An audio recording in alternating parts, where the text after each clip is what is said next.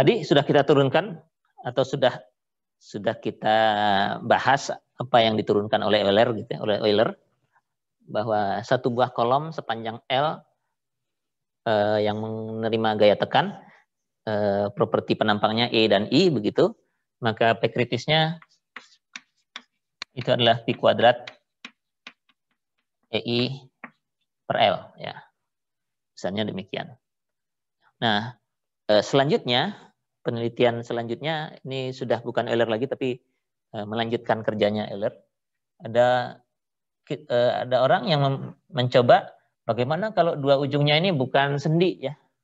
Misalnya yang bawah ini aja ya. Ganti jadi jepit, yang atasnya tetap roll seperti ini misalnya.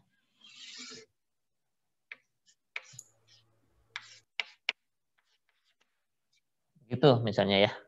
Panjangnya sama-sama L. Ini tetap roll, jadi dia tetap bisa naik turun. Lalu apakah P kritisnya sama begitu ya untuk yang ini? Nah, bedanya apa dengan yang tadi? Persamaan diferensialnya sih sama ya. Jadi kalau ini melengkung ya dia melengkung aja. Cuma di sini kalau dia melengkungnya begini karena karena sendi bisa berputar. Kalau jepit kan nggak bisa berputar ya. Jadi harus begini gitu ya kurang lebih. Tetap melengkung dan dipotong di sini persamaan diferensialnya sama dengan yang tadi ya. Yang berbeda adalah kondisi batasnya ya. Jadi di sini karena jepit nanti selain Y-nya 0, Y aksennya juga harus 0 ya. Jadi ada kondisi batas tambahan di sini. Nah, kalau itu dijalankan diperoleh bentuk begini. P kritis itu jadinya adalah Pi kuadrat EI per kalau ini ini L kuadrat ya. Ini L kuadrat ya. Ini 0, ini jepit sendi 0,7 L kuadrat. Maaf, kuadratnya nggak di sini. Kuadratnya di luar sini. Bentar, saya pastikan.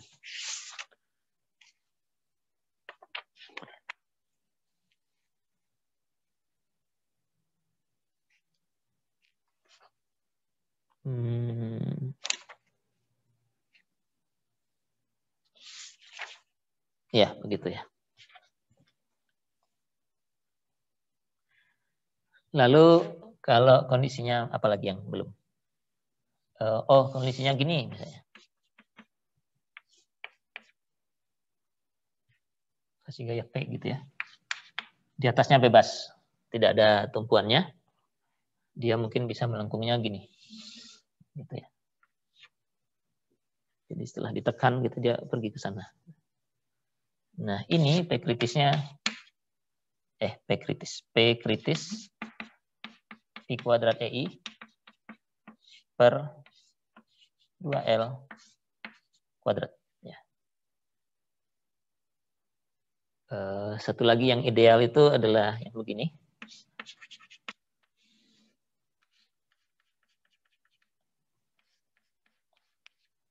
Nih. Bawahnya tetap jepit. Atasnya, ini digambar jepit ya, tapi dia bisa berpindah vertikal sebenarnya. Jadi yang ditahan itu cuma kiri kanannya aja. Turun bisa gitu ya.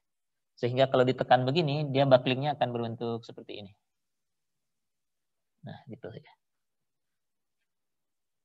Jadi bentuk bucklingnya di ujung-ujungnya akan berbeda-beda masing-masingnya. Dan ini persamaan diferensialnya semua sama, kondisi batasnya aja yang berbeda. Anda kalau mau coba turunkan bisa begitu, atau bisa baca buku yang judulnya tentang stabilitas ya. P kritisnya ini Pi kuadrat EI per kalau ini 0,5 L kuadrat ya. Kuadratnya di luar ya. Oke.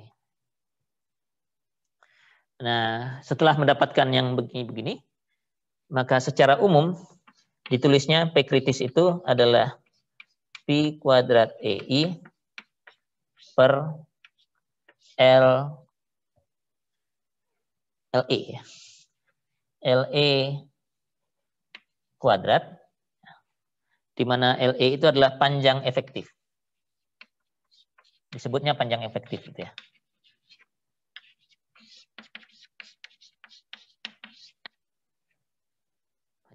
efektif. Jadi kalau untuk kasus ini panjang efektifnya L. Kalau untuk kasus ini, karena kuadratnya seperti ini, panjang efektifnya adalah 0,7 L. Kalau jepit bebas seperti ini, panjang efektifnya 2 L. Kalau jepit-jepit, panjang efektifnya 0,5 L. Ya. Nah, ini biar lebih mudah, biasanya ini dituliskan lagi. Koefisien panjang efektif, K, dikalikan panjangnya saja. L ya. Jadi untuk ini K-nya sama dengan 1. Untuk yang ini K-nya sama dengan 0,7. Ini K, atau di atas ya saya gambar ya. Karena biasanya yang diingat itu ini ya. Nanti kalau sudah aplikasinya. Ini K-nya sama dengan 1. Ini K-nya 0,7. Ini K-nya 2. Ini K-nya 0,5 ya. Dan dengan demikian P kritisnya tinggal satu formula, yaitu Pi kuadrat EI per KL kuadrat. Ya. Jadi ini yang lebih umum. Ya. Di mana nilai K itu tergantung dari kondisi ujung kolom. Ya. Sendi dan sendi 1, sendi dan jepit 0,7, jepit dan bebas 2, jepit dan jepit 0,5. Oke. Gitu ya. Nah, nanti ini aplikasinya lebih akan sering terpakai waktu Anda kuliah struktur baja ya. Karena biasanya yang sering mengalami ini atau yang rawan terhadap buckling ini struktur baja, karena struktur baja itu penampangnya kecil-kecil gitu ya. Seperti penggaris Anda itu tadi. Sementara kalau beton strukturnya sudah besar gitu, jadi jarang mengalami buckling. Oke. Nah, kalau di baja biasanya karena pembandingnya tadi sigma sama kecil dari sigma izin ya. Tadi tekannya itu sigma harus lebih kecil daripada sigma izin. Maka yang satunya lagi, yang P lebih kecil dari P kritis itu sering diubah menjadi sigma lebih kecil daripada sigma kritis. Ya. Ini hanya cara menulisnya aja. Ya. Jadi apa hubungan P kritis sama sigma kritis? Ya tinggal dibagi A aja. Ya.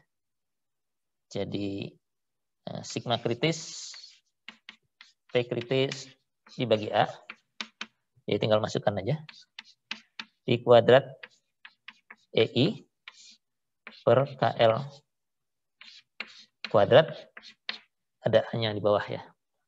Nah, I per A itu ada artinya kalau di baja ya.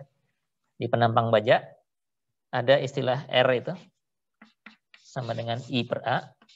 Akar dari I per A itu disebutnya jari-jari girasi. Jadi ini salah satu properti penampang khusus untuk baja gitu ya. Karena kalau beton ya bisa aja sih dihitung akar I per A-nya tapi jarang dipakai. Nah, kalau Anda beli profil baja ada tabelnya, ini sudah langsung ada angkanya. Nah, jadi R itu jari-jari girasi. Jadi akar I per A itu R. Jadi karena ini ada I per A, adanya R kuadrat ya. Dan R kuadratnya di atas lebih sering ditaruh di bawah sini. Jadi Pi kuadrat dibagi dengan K L per R kuadrat. Ada E-nya di atas ya. Nah, begitu ya. Jadi kalau tegangan kritis biasanya ditulisnya seperti ini. Bentuknya sama aja sih. Kalau Anda sudah ngitung P kritisnya tinggal dibagi dengan A. Oke, jadi teorinya stabilitas beres di sini ya. Jadi formulanya itu bentuknya ini, sekarang ada K yang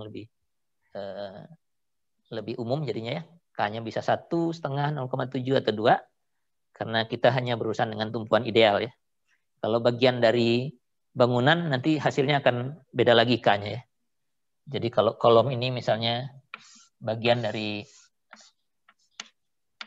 bangunan begini misalnya, ini gaya P-nya begitu. Nah ini K-nya beda lagi ya. Tapi ini bukan bukan skop dari kuliah kita sekarang ya. Nah, di kita K-nya hanya ini. 1 dari 4 ini. 1, 0,7, 2, dan 0,5. Begitu. E-nya menulis elastisitas, I-nya yang terkecil ya. I-nya yang terkecil karena setiap penampang punya 2 inersia kan ya. Sumbu yang satu, sumbu yang satunya lagi ya. Maka I-nya adalah I yang terkecil. Nah, kadang-kadang ada kasus di mana K-nya atau L-nya itu berbeda untuk masing-masing arah. Ini saya tunjukkan pakai contoh soal aja ya.